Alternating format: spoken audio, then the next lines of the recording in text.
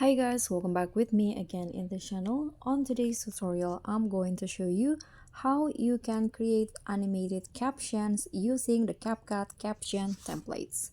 So in here, go to this menu in here and click on expand and select the Auto Captions menu and select your videos that you want to generate its caption. Then click on add.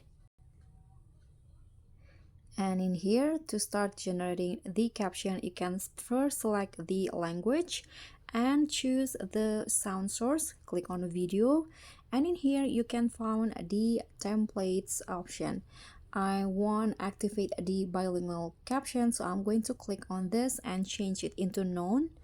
Go back, and here just select the captions template that you want to use. So for example, here I'm going to use this one. Just click on the template that you want to use and click on generate at the bottom and wait for CapCut to do its magic.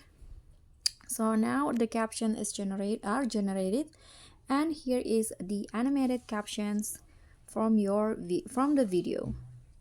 So guys, thank you so much for watching. Don't forget to like, comment, and subscribe. Also click on the thanks. Bye.